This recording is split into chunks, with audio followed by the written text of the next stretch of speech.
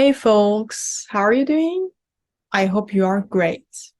Okay, today I want to start with a scientific breakthrough. Actually, it's not new, but um, it's a really important scientific breakthrough, which is surrogacy. There is a question, ethical question regarding surrogacy. Is paid surrogacy ethical? What are some ethical issues associated with surrogate motherhood? While surrogate motherhood allows infertile and non-heterosexual couples to experience the joy of parenthood, it also brings a host of ethical concerns. So, first we watch this video and listen to it, and then we continue our class. Today, I'd like to turn our attention and get your views about an argument over the role of markets in the realm of human reproduction and procreation. Now, with infertility clinics, people advertise for egg donors. And from time to time in the Harvard Crimson, ads appear for egg donors. Have you seen them? There was one that ran a few years ago that wasn't looking for just any egg donor. It was an ad that offered a large financial incentive for an egg donor from a woman who was intelligent, athletic, at least 5'10", and with at least 1,400 or above on her SATs. How much do you think the person looking for this egg donor was willing to pay for an egg from a woman of that description? What would you guess? $1,000? 15,000? 10? I'll show you the ad.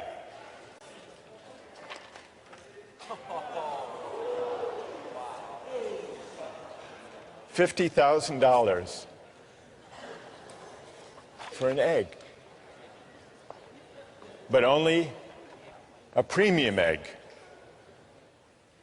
What do you think about that? Well, there are also sometimes ads in the Harvard Crimson and other college newspapers for sperm donors. So the market in reproductive capacities is an equal opportunity market. Well, not exactly equal opportunity. They're not offering $50,000 for sperm. But there is a company, a large commercial sperm bank, that markets sperm. It's called California Cryobank. It's a for-profit company. It imposes exacting standards on the sperm it recruits, and it has offices in Cambridge between Harvard and MIT, and in Palo Alto near Stanford.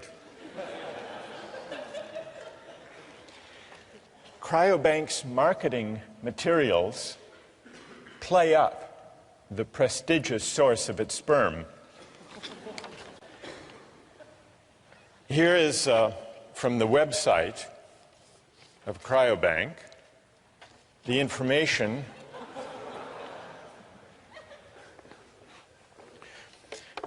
Here they talk about the compensation. Although compensation should not be the only reason for becoming a sperm donor, we are aware of the considerable time and expense involved in being a donor.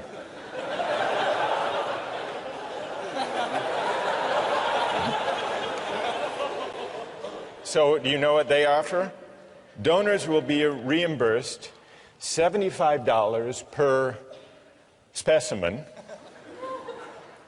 up to $900 a month if you donate 3 times a week. And then they add, we periodically offer incentives such as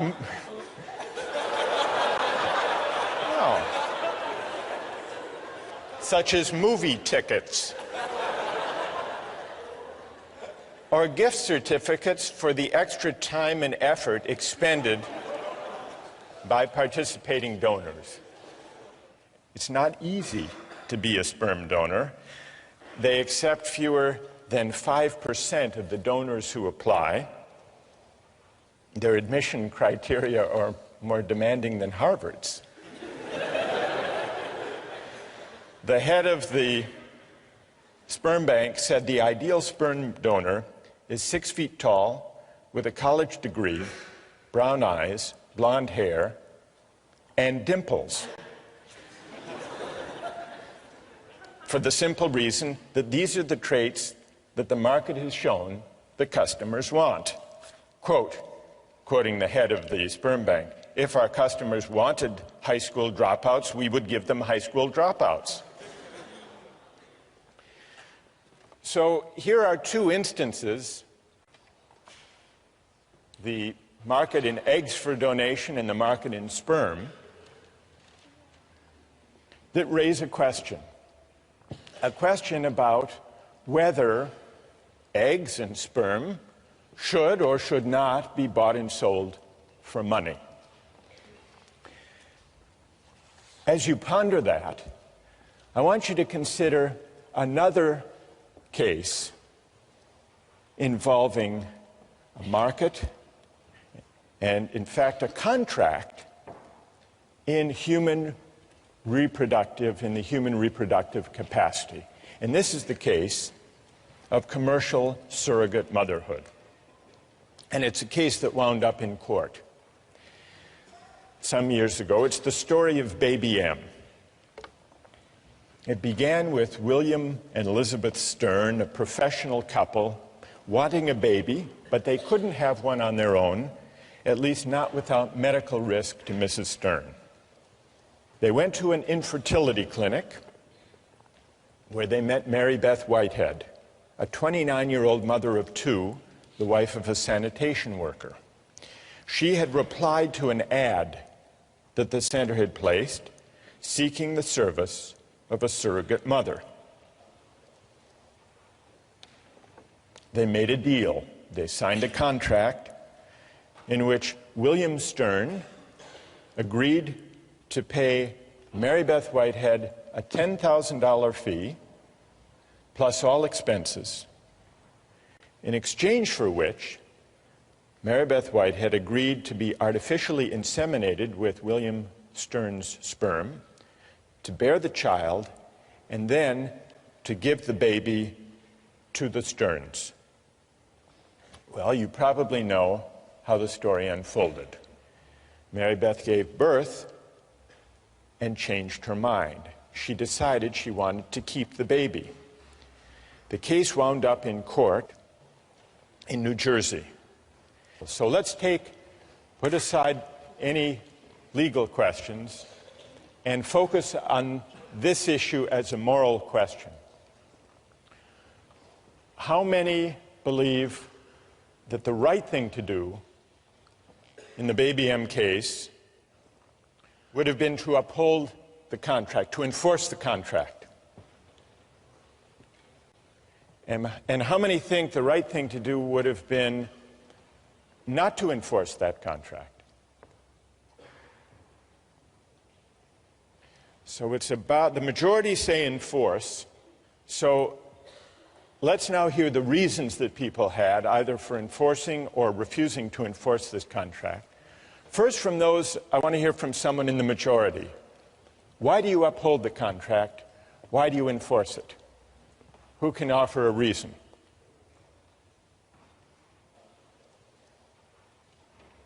Yes. Stand up. It's a binding contract. All the parties involved knew the terms of the contract before any action was taken. If it's a voluntary agreement, the mother knew what she was getting into. All four intelligent adults, regardless of formal education, whatever.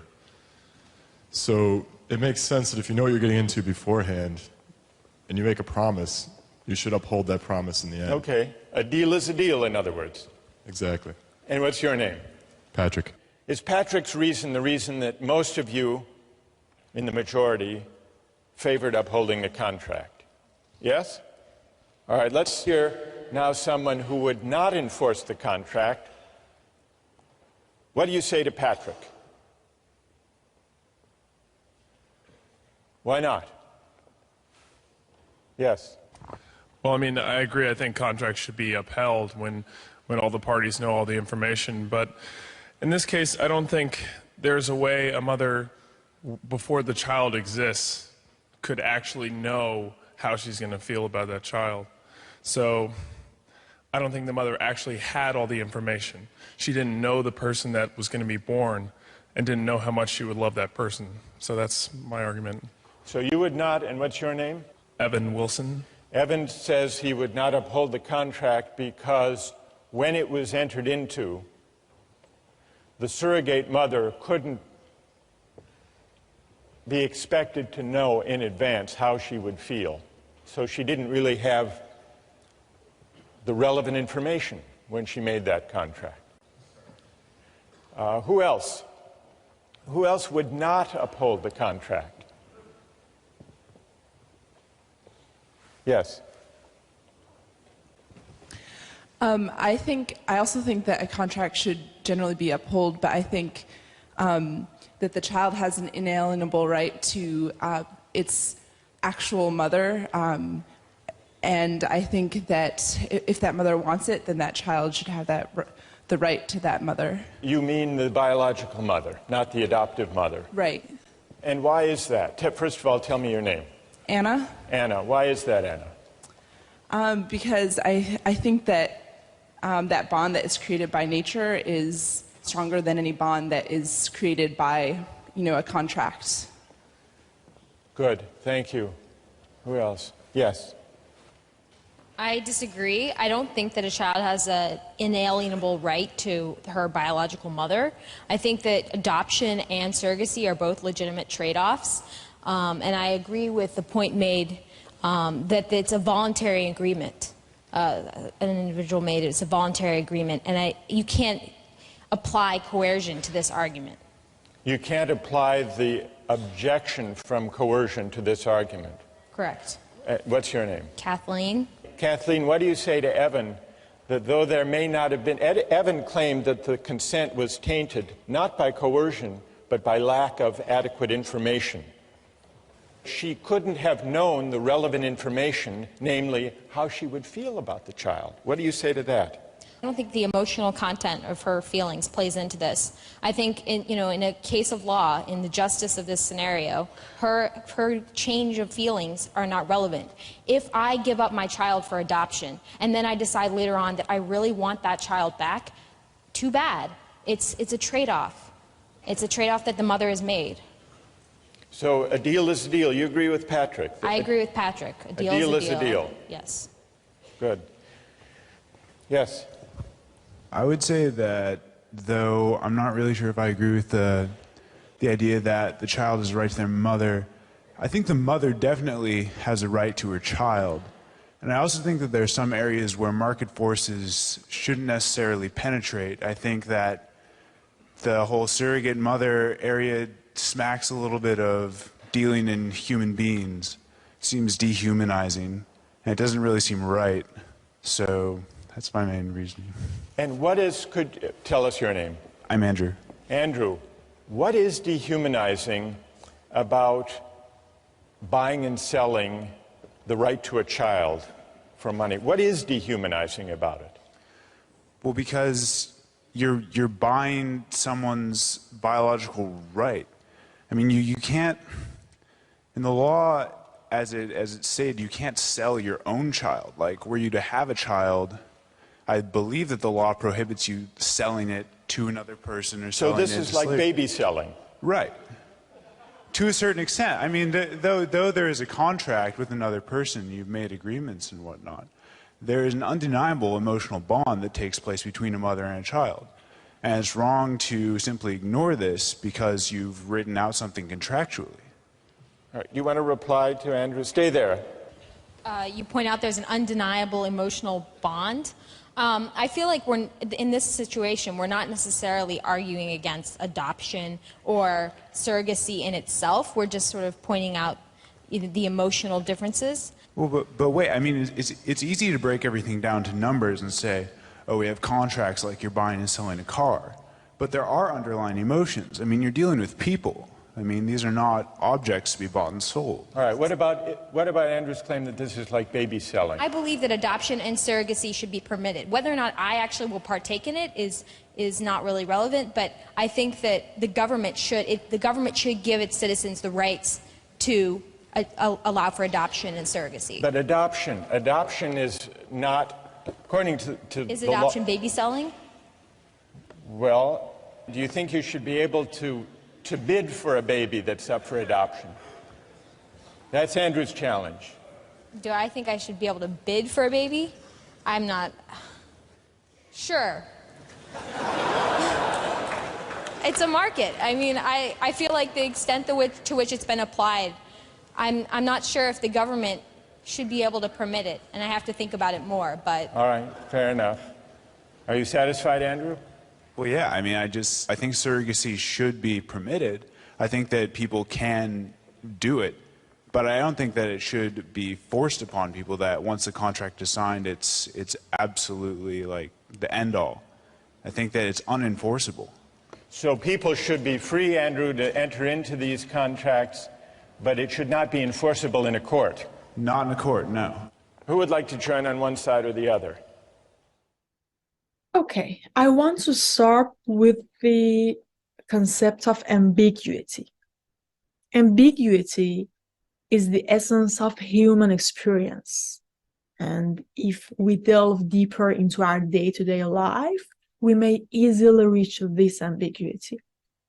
The simultaneous recognition of our freedom and our constraints, our individuality, our entanglements with others is the embodiment of ambiguity.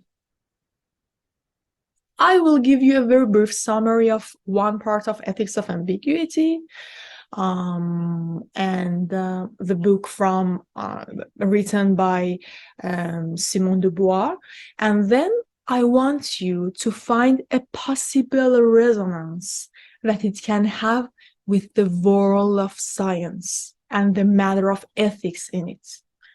I will repeat the question again at the end of the session. Humankind has always had a sense of ambiguity in their lives, and there has always been an attempt to address it philosophically. In other words, humans have always felt the tragic ambiguity of their existence, but philosophers have tried to mask it and cover it. In fact, they have tried to reduce mind to matter or merge them within a single substance. But in doing so, they only highlight the disorder that humans suffer from. In fact, de Beauvoir believed that existentialism, however, embraces the irreducible character of ambiguity, defining human as a being whose existence is not fixed. She believed that although existentialism has been criticized as a philosophy of despair and absurdity, it can provide a foundation for ethical choices. I don't want to talk about existentialism here, but I just wanted to mention some points about it.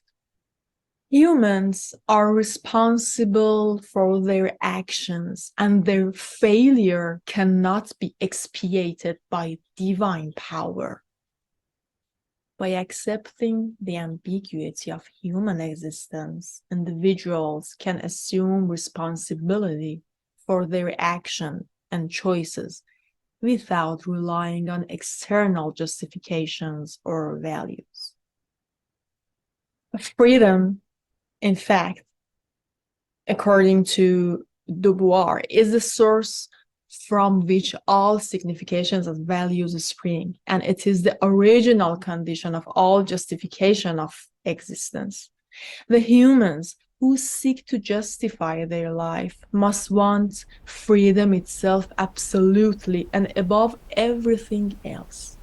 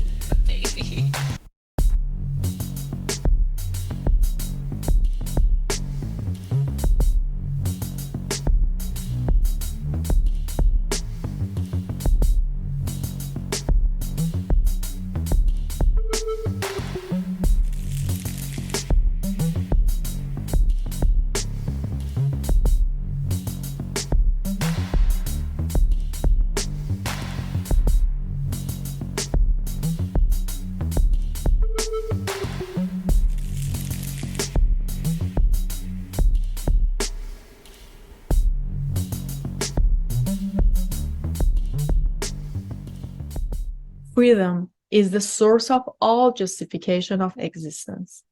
And to will oneself moral and to will oneself free are one and the same decision. The concept of freedom and its relationship to ethical action is important. So, the concept of freedom and its relationship to ethical action is important. While every individual is initially free, this natural freedom is meaningless unless it is actively pursued and established through personal choice and engagement. Freedom is not quality that can be attained and then possessed. Rather, it is an ongoing process. It is the process of becoming that requires constant effort and dedication. The pursuit of freedom requires the individual to continually choose to engage with the world and actively create their own future. This can involve overcoming obstacles and failures and requires individuals to give their freedom a particular content or purpose. Finally, the pursuit of freedom is a creative act. It's really important. The pursuit of freedom is a creative act that involves disclosing the possibilities of existence and striving toward the realization of those possibilities. The concept of freedom and its relationship to morality and ethics is really important. Human beings have the capacity to choose their own future, but external factors limit the capacity. If a person's freedom is cut off from their goals, or if they are forced to perform meaningless actions, they may feel a sense of wretchedness and disgust with their existence.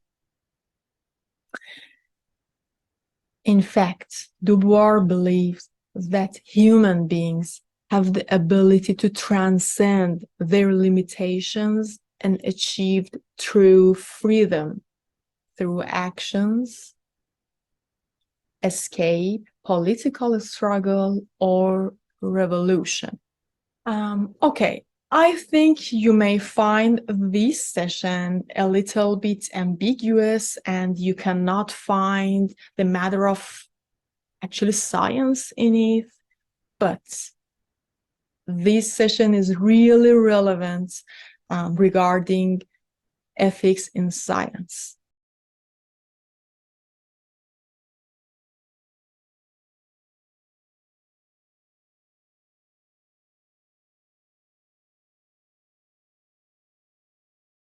So I want you to fulfill actually the understanding of ethics in science regarding ambiguity, the concept of ambiguity.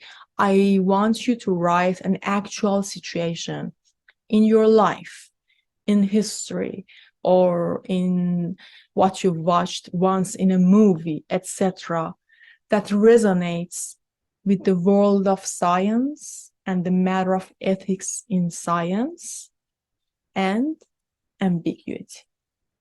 So actually, it's the question for discussion part. Okay, we are done here. Take care. See you soon.